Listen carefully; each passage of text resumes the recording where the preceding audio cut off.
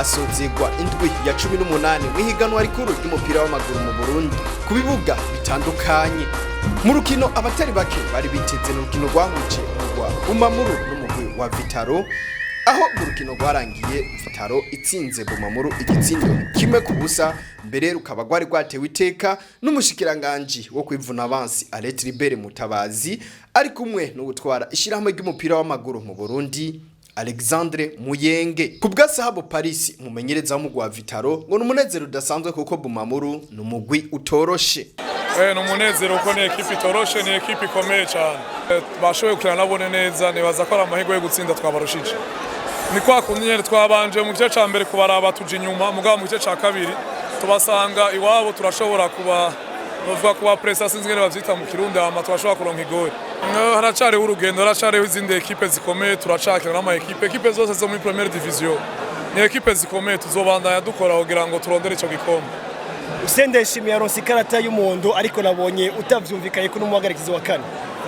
Nazo numvikanye kuko umuhagarikizi yamuhaye karto itariyo, kuko yakubise umutwe kuri poto baje kumutera shoot. Yababaye urumva kumuha ikarata y'umuhondo ntivyumvikana. Mugiye kwitegura guturukira uzobaza n'umugwa musongati ku munsi w'Imana. Tubandanya twitegura ko akundi nyene kuguma turondera intsinzi kuri chaque match.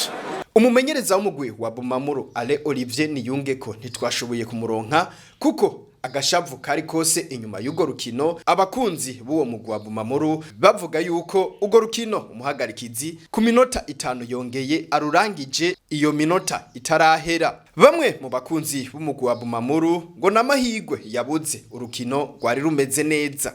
Urukino rwa Bumamuru na Vitaro rwa rukino rubereye ijisho kandi rwiza ku mpande zose, uretse ko gusa Bumamuru yoba yabuze amahigwe n'ayahandi Bumamuru amahigwe yari yafise yo gutsinda, mugabo kubera bari banayisanze muhira yabuze amahigwe kandi urukino rwari rumeze neza. Urukino ko rwagenze Bumamuru urukino yari rufise mu gice ca mbere ni cyane ca kabiri, ariko Bumamuru ikintu yarushijwe speed. Umugwi wa Bumamuru ikintu bata kubakinyi nko bata entraînement menshi kuko abakinyi naco babaye. Umugwi w'amasipiri wanganije n'umugwi wa Tel Aviv igitsindo kimwe ku kindi ku kibuga citiriwe Urunani. Tigre Noire ku kibuga citiriwe Umuco yatsinze Rukinzo igitsindo kimwe ku busa. Burundi Sport Dynamique hirahira Moso Sugar ibitsindo 4 ku busa ku kibuga Urunani. Magara Young Boys itsindwa Message Ngozi ngaho nyene ku kibuga citiriwe Urunani ibitsindo 5 ku busa. Frambody Centre igitega yirahira Kayanza United igitsindo kimwe ku busa. Imakamba Aigle Noir itsinda Olympic Star igitsindo kimwe ku busa.